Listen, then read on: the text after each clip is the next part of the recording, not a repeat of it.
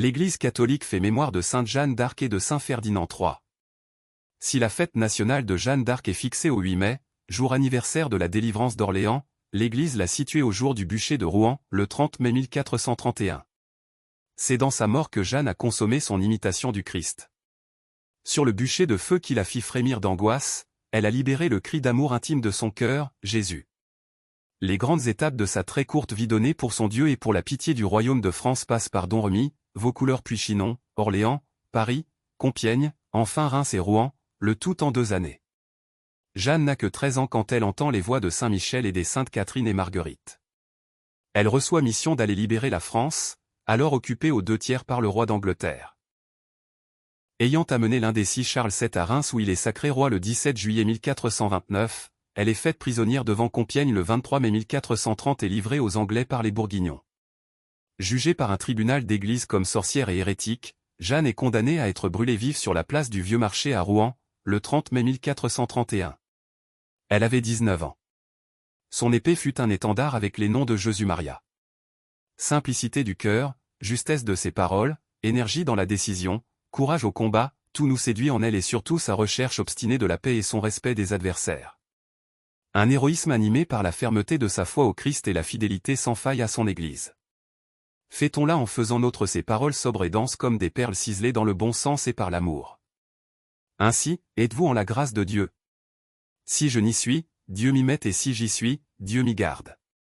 Je m'en attends à mon seul juge, c'est le Seigneur du ciel et de la terre.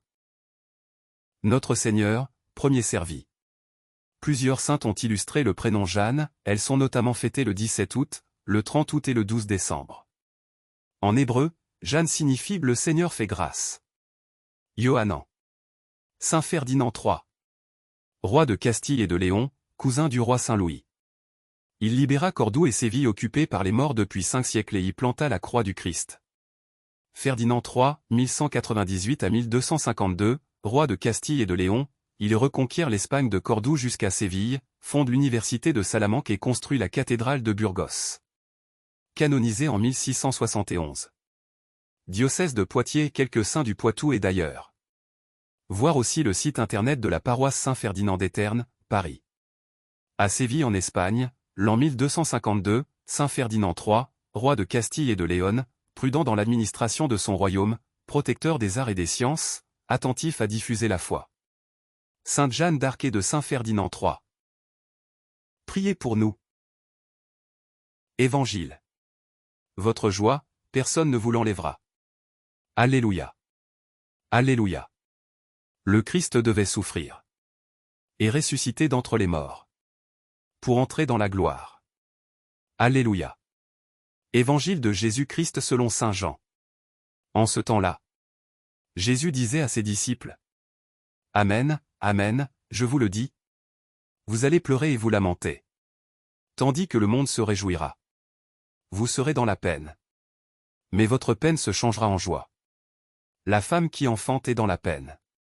Parce que son heure est arrivée. Mais, quand l'enfant est né, elle ne se souvient plus de sa souffrance. Tout heureuse qu'un être humain soit venu au monde. Vous aussi, maintenant, vous êtes dans la peine. Mais je vous reverrai, et votre cœur se réjouira. Et votre joie, personne ne vous l'enlèvera. En ce jour-là, vous ne me poserez plus de questions. Acclamons la parole de Dieu. Louange à toi Seigneur Jésus.